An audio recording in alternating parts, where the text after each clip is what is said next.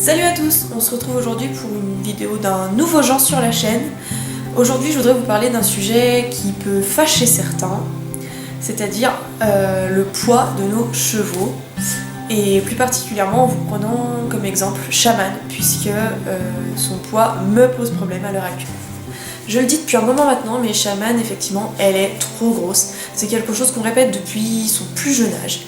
Et malheureusement, le moindre brin d'herbe, pour elle, ça la fait gonfler dans tous les sens du terme. C'est-à-dire qu'elle gonfle parce qu'elle ne digère pas, mais aussi parce que, eh bien voilà, c'est trop riche pour elle, et du coup, elle grossit. Donc aujourd'hui, je voudrais surtout vous parler de son poids à proprement parler, et pas du fait qu'elle gonfle. Ça, on y reviendra plus tard. Elle est trop grosse. Eh bien, disons que j'ai eu plusieurs réactions de personnes cavalières ou non quand ils ont vu ma jument, c'est-à-dire que soit j'avais du oh, mais pourquoi tu dis qu'elle est grosse, elle est bien comme ça, non? Ou alors ça a été du oh, mais t'as vu son ventre, elle est énorme!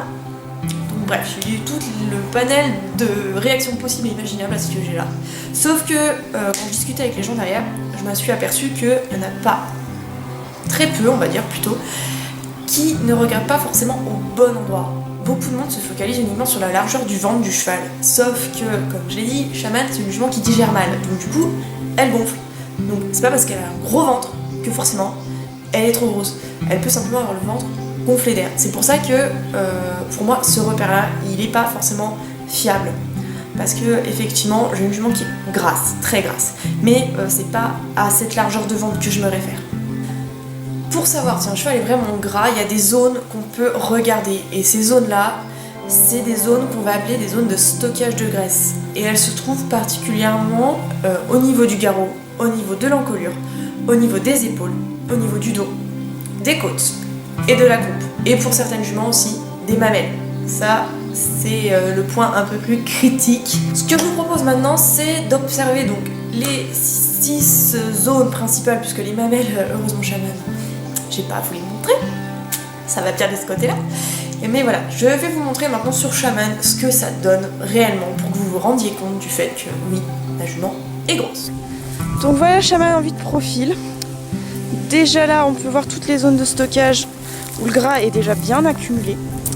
Si on s'approche, on peut voir les différentes zones que j'ai citées plus tôt. On peut voir que là, sur l'encolure, elle a déjà son chignon qui est légèrement bombé, bien gros, bien mou. Si on regarde un petit peu plus loin, qu'on s'attarde sur son épaule, alors là, on voit pas bien parce que je suis un peu près, mais on peut voir déjà ici que j'ai une bonne boule de graisse. Si je me recule, on y verra un peu mieux. Donc ici, juste là, sur cette tache, on a une grosse boule de graisse. Au niveau du garrot, si je me mets un peu en hauteur, je sais pas si on voit bien, Shaman elle est déjà très large de base. Mais elle a quand même quelques petites zones là, notamment ici, qui sont déjà bien chargées en graisse, mais c'est pas pire, c'est déjà une jument qui est très large à ce niveau-là. Au niveau du dos, bon la ligne du dos est noyée, clairement, on voit très peu son dos. Et au niveau des côtes, si je passe ma main comme ça, très clairement je sens pas ses côtes. Tout ce que je sens c'est des piqûres de moustiques, mais voilà, elle est vraiment très grasse aussi à ce niveau-là. Au niveau de la croupe, on peut voir que madame, elle fait clachacon, un trou juste ici, donc qui est moins prononcé que passé un temps, mais qui est toujours là. Et si je me recule un peu, on peut voir que sa croupe, enfin voilà, c'est pas une croupe de pur sang arabe, hein, clairement. Elle est vraiment bien grasse. Et si on regarde sa queue de plus près, on peut voir que là, il y a déjà 2 petites boules de graisse qui se sont mises à sortir, on les voit bien. Donc de chaque côté, de part et d'autre de la queue. La croupe est très ronde, vraiment ronde. Donc voilà, pour l'état physique de Shaman, à l'heure actuelle, on est vraiment sur un cheval très gras. Pas forcément avec un ventre... Bon, elle a le ventre rond, ça c'est clair, mais pas avec un ventre qui tombe. Mais voilà, on a un cheval beaucoup trop gros et c'est ça qui me pose problème. Parce qu'après, ça peut engendrer des soucis plus qu'embêtants pour elle. Donc, vous connaissez maintenant mon analyse de la situation avec Shaman dans sa globalité.